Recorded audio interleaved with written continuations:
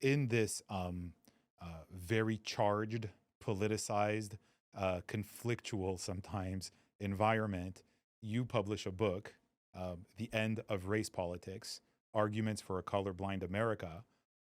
From my perspective, a breath of fresh air after decades of identity politics, and a really needed book.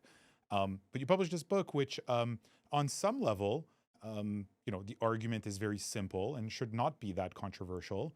You're essentially arguing that we should treat each other the same, irrespective of race, and that we should stop using the concept of race to justify unequal treatment in public policy, in law, in life, and so forth. But of course, you are exposed to a tremendous amount of controversy as a result of publishing this book. But I wanted to start with your personal perspective. So you start the book with a very interesting take, and one that I felt made a lot of sense from the standpoint of how I grew up. You write, I've always found race boring. Sure, it can make for good source material for jokes, but in most real life situations, a person's race tells you next to nothing about them. And personally, I've always felt that people who grow up in multicultural neighborhoods kind of know this at a visceral level. The reason why you sort of abandon racism almost naturally when you grow up in a multicultural neighborhood is it just doesn't tell you enough that you need to know about this particular person. It doesn't tell you about their honesty level. It doesn't tell you about what their interests are. It doesn't tell you about, so you kind of like look past race almost naturally before you even are exposed to all this sort of idea of, the history of racism, and then the evolution in the legal system and so forth. So before we even get into that, like the statistics and the political arguments and so forth, is this discrepancy between your actual lived experience with race growing up and the rise of identity politics and the media and the political system and so forth, was that sort of part of the fuel for why you personally care so much about this particular issue? Yes, I think it was definitely part of the fuel. So as I write in the book, I grew up in Montclair, New Jersey, which, as you just described, is a racially diverse place where I had friends of every race, and I didn't think of them as belonging to a race. I thought of them by their first names and their qualities as people. Not everyone grows up in that situation. I would definitely acknowledge, but one thing that at least can give you, if you're available to receive that wisdom, is that, as you said, really the moment you start talking to someone for more than a few minutes, you're now learning more about them as people than any racial stereotype could have told you. And so it no longer makes sense, if it ever did, to stereotype and to discriminate. So armed with that default as a child, I was really shocked and surprised to enter spaces that had a totally different approach and philosophy towards racial identity. And the first time I entered such a space was when I was 15 or 16. I describe in the book going to this thing called the People of Color Conference through my high school. It was basically a conference for teenagers around the country where we learned the doctrines of intersectionality and critical race theory, though I would not have known to call it that at the time. We learned, we talked about concepts like whiteness as an abstraction, as a kind of abstract evil, systemic racism, which this is 2012, sort of before most people had heard of these terms, internalized racism and white privilege and so forth. A lot of these words that would enter the mainstream a few years later. And the strange thing about it was that where I had grown up believing that being black as opposed to being Asian, as opposed to being white, it doesn't matter, because what matters is who you are as an individual, right? How do you treat people? What are your values? What are your skills? At this conference, it was the opposite. It was, to be black was like to have a kind of inherent automatic magic about your soul. And to be white was to be living without that magic, essentially. Really, to be of color in any sense was a positive good. And it was talked about similar to how, like in the early scenes of Harry Potter, when he discovers that he's actually not just another kid, he's actually a wizard, right? That kind of call to greatness is how it was treated to be a person of color at this retreat. And I thought, okay, that's kind of strange, because that violates my belief that these things are only skin deep. Was there any part of you that was kind of like bribed by that? Like almost like, yeah, maybe I do have some magic in me. Was there any part of you that enjoyed that, or was it really just this sense of like, no, like, what I believe with what I believe in morally is sort of incompatible with that? I think because of my personality, I don't think there was any part of me that was sold by that aspect of it, because, I don't know, if someone comes up to me and tells me my farts smell like roses, my first instinct is not to say, oh my God, maybe they're right. My first instinct is to say, okay, why am I being buttered up in this way for doing nothing? I mean, there's something fishy going on here. Not to say that it was insincere, because I think it was sincere, but I guess I have a reflex towards skepticism of those kind of like just unearned compliments, like when I haven't done anything. And so, but I think I imagine to many other black kids, especially maybe some that had low self-esteem in their own attractiveness or their own worthiness, would hear that as sweet honey, So I understand how that's an appealing message. From there, you sort of get exposed to, this whole universe of identity politics. And you reference a couple of really, really interesting quotes in your book. By the way, your book is a really great read. I really recommend it to everybody. And one thing you sort of realize when you read this book, because this was always a topic I was interested in, but more peripherally. I mean, I was sort of like personally always so into things like, just merit and character and actual virtue that I think just very, very early on, I just really, truly had a colorblind version of the world that I sort of lived in. So I wasn't following really a lot of the activist rhetoric on this. So a couple of quotes that you refer to, really, you almost have to love the total lack of nuance, to the point almost of lacking a certain form of self-awareness when they say these things. So one of them from Ibram X. Kendi: the only remedy to past discrimination is present discrimination. The only remedy to present discrimination is future discrimination. So basically, the argument there is that there's a kind of discrimination determinism. Once a society has discriminated once, it has to keep discriminating forever and ever, and there's really no way to break this loop. And in another one that I found really kind of wow, in her kind of white shaming manifesto, White Fragility, Robin DiAngelo writes, I strive to be less white. To be less white is to be less racially oppressive. Ignoring, of course, the lengthy history of Western Caucasians in particular fighting against racism, and that whites have no particular exclusivity over racism. But both seem to agree on the basic point that racism in the past means that some form of racism today is justified. When you look at this through the lens of human history, Coleman, are these not just further examples of human beings putting race at the center? MLK and others, and I think we're both in that camp, had this sort of ideal of making race irrelevant to how we sort of judge and discriminate amongst each other. And now we've got these so-called progressive ideas that justify various forms of racism.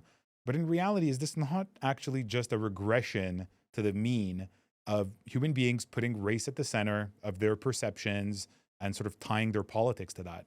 Yeah, so I think it is. And the premise of my book is that white supremacy, or what I call old-fashioned, old-school bigotry, is not the opposite of wokeness. They're just the same thing with different underlying rationales.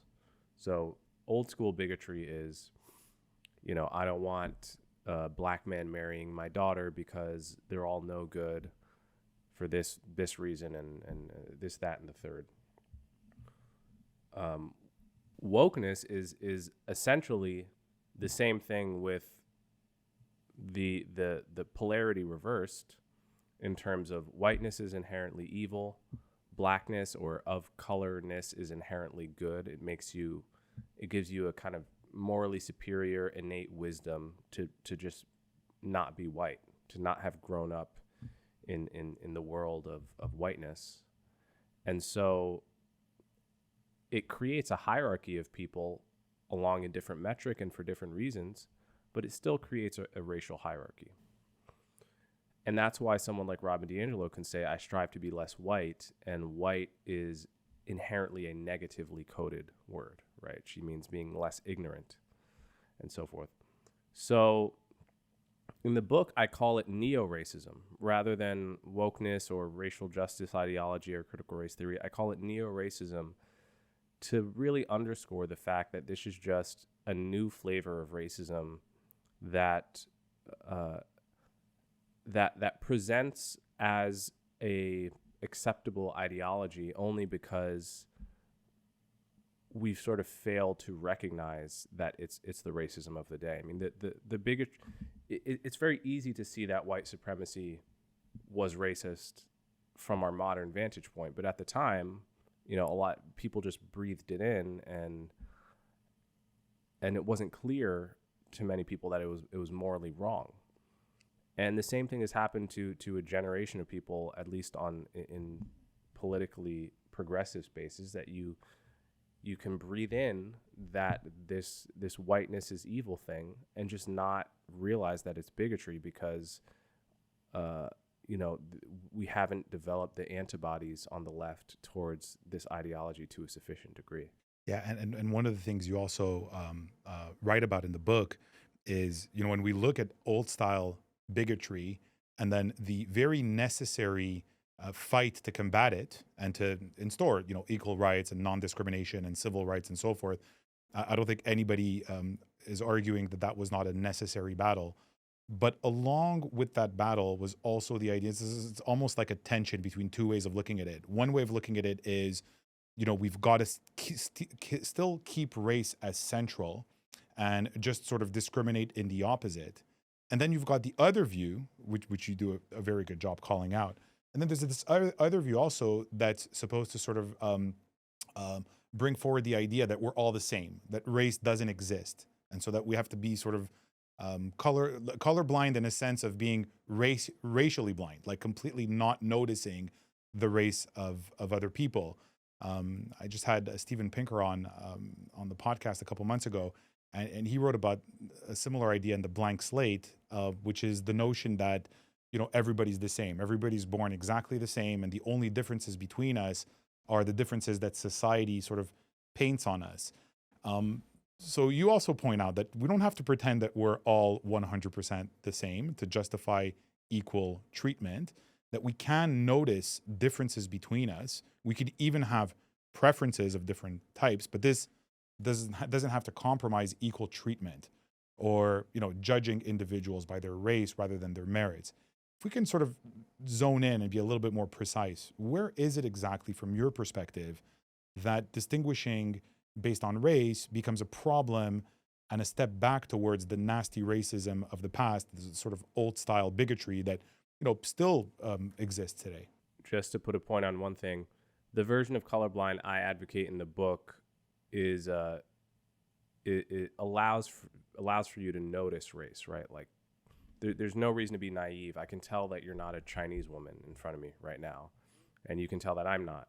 So there's no reason to pretend not to notice race. And in fact, this has been one of the most effective tactics by people who disagree with me and disagree with the colorblind philosophy, is to say, how can you defeat racism if you refuse to see race, right? And people say this as if it's the most brilliant thing in the world, but it really doesn't make any sense, because the kind of colorblindness that I'm advocating for is not literal. It's a metaphor. Colorblind is a metaphor, like the word, warm-hearted. Like, I'm not actually saying your heart is hotter than anyone else's. I'm saying you're kind, right?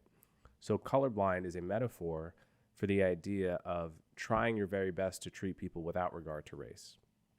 Understanding that you may fail sometimes because we do have prejudices, and not at all requiring me to pretend I literally don't notice what race you are, right? So that said, you asked sort of where is the line with where we should racially insist on really colorblind treatment and where we can recognize certain of the inevitabilities of human prejudice and so forth. I guess I think of this in two ways. One is when discrimination is allowed and when it isn't. And so I'll just start with the first way I think about it is if you imagine sort of an x-axis and a y-axis, and along the x-axis you have kind of low stakes to high stakes situations, and on the y-axis you have low information to high information. So if you're in a situation that is high stakes but low information, what do I mean by that? I mean, you're a TSA agent at the airport and you just learned that someone has entered with a bomb. You don't know who the person is, but this is a very high stakes situation. You're a cop and you're pursuing a 911 call on a murder suspect, and all you know is the racial profile of the person. You don't know anything else. So high stakes, low information. These are precisely the kind of situations where you do have to racially discriminate, because as the TSA agent, you know you're probably not looking for someone that looks like Barbara Walters. You know, you're probably looking for a man between the age of 20 and 50, and you're probably looking for a man that is brown-skinned. So if you can pause right there, Cole, I find it interesting. So, right, in the profiling, you're not only using race, you're also using other statistics, right? Like age, like it could be a country of origin, it could be, right? Gender being the main one, yeah. Yeah, of course. I mean, it's so you can take any information that would be relevant according to, good dependable studies that can sort of help you hopefully in that like very quick imperfect situation make a higher quality decision. So you're not limiting it to race, you're just including it as part of the package of what you can use as information to make that decision. And so if you're in a situation that is high stakes, low information, that's a scenario where it is okay to racially discriminate. But the truth is, most of us, most of the time, are just not living in that quadrant. Most of us, most of the time, are living in the other three quadrants, right? Where maybe it's a high stakes situation, but you've got a lot of information about the person. So you don't benefit from racially discriminating. But most of our lives are lived in much lower stakes situations. You're meeting a friend for coffee. You're meeting a stranger you haven't met in a public place for coffee, right? What is the use of racially discriminating in such a scenario when you're going to get more information about this person at whatever pace, and it's okay, right? So that's what I think in terms of racial discrimination. And in terms of something else you mentioned, which is it okay to have your own cultural and racial preferences for, say, who you want to marry, who you want to hang out with? I think to some extent, yes. I'm half Puerto Rican, right? So I grew up eating a lot of Puerto Rican food that my grandma cooked, listening to a lot of Puerto Rican music. And so I have an attachment to aspects of that culture that most people are not going to, right? It makes me feel warm and fuzzy inside to think about or engage with those elements of the culture in a way that, like, I just don't know much about, say, Lebanese culture, right? If it were important to me to spend a lot of time in that culture, or even to marry someone that could relate to that, I don't really think there's anything wrong with that. I mean, if you're honest with yourself and you know what you want, you should go for what you want. The line comes when you say, well, I feel my culture is special, therefore you all should feel that my culture is special, and the government should treat my culture specially, right? There's a difference between saying, I want to spend most of my time around the culture I grew up in, which is not hurting anyone really, and saying, I think the government should have a special program and subsidy that helps people in my culture specifically because we are objectively special, right? That's breaking an implicit contract that is at the heart, I think, of the American creed properly understood, namely that if you're an American citizen, the government should not be discriminating against you or for you on the basis of these traits that you can't control. So that's where I would draw the line in terms of cultural in-group preferences. And, Dr. Pinker mentioned how the great taboo in social science is that different groups have different groups are not the same on almost any metric, right? If you take different groups of people and you try to look at race, for example, if you break it down, whether it's, income, education level, so on and so forth, you will almost never have a perfect equality there. And so there's always going to be a difference. And if I can sort of quickly break down your approach, which I find very interesting. So if we almost look at it, you mentioned private to public. So in other words, if you're in a much more private space, then you can make those kinds of small distinctions or what you call benign discriminations, and it's not necessarily wrong, but you don't want those discriminations to port over into the public space. Low stakes, high stakes, and then with low stakes, is again, you would want to make sure that you're properly ascertaining the individual. High stakes, maybe you want to use some of that information about groups. This is, by the way, it's such a minefield to even talk about these things. I think that's why your book is really kind of, I think, contributing and starting a very, very needed conversation about how we make those distinctions. And then, of course, the stakes question as well. So would that be a good way of sort of breaking it down? A public, private, high stakes, low stakes, and high information, low information as kind of like some of the knobs that we can use to kind of see like, okay, like here we're making a distinction, but it doesn't cross over into the land of dangerous racism. Yeah, I think that's pretty accurate. I mean, one thing I would add though is not all kinds of private discrimination are things that I would consider acceptable or wise. Like if you really sit here and tell me you just don't want to have any friends of a certain race, right? It's like that's private, but that's an insane preference because, I guess it really depends what your value system is. If your value system is that I can only become friends with people that share my culture, even in that case, I would push a person to try it, right? Try becoming friends with someone that you share an interest with. For example, if you're into basketball, try becoming friends with someone on the basis of loving basketball equally, even if they're not the same race as you. And what you would pretty quickly find is that people of different cultures and races do share enough in common that you can have the deepest of friendships and the deepest of relationships with people of other races. No, I totally agree. And I find it interesting that Martin Luther King doesn't say that he doesn't want his kids to be judged at all. He says he wants them to be judged for the contents of their character, right?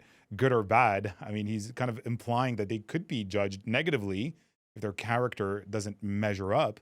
And so, as you mentioned, it's like the actual end of race politics may not just be the removal of race, but also replacing it with something else. So we've talked about merit or competence, but also character. So those values. A lot of times when people make these kinds of in-group determinations and they judge each other and they say, well, no, I only want to hang out with people of my particular group. If you sort of push them why, they'll start pointing to certain qualities that in fact can act as human universals. They'll say because they're more honest, or because they're more courageous, or because they're more warm. But then when you actually kind of take a look at people from other cultures, they can also exhibit a lot of these same qualities. And so there's almost like these disconnected discussions that I think we need to connect. On one hand, there's this focus on identity and race and judging people based on race. But then there's the other side of it, and it's looking at things like standards of quality or traditional values, like a discipline or honesty or empathy, and making determinations on that. Do you find that this focus on identity almost came with a corresponding focus away from things like merit and character? So it's not just that we judge each other on the wrong stuff, but that we also don't judge each other on the right stuff.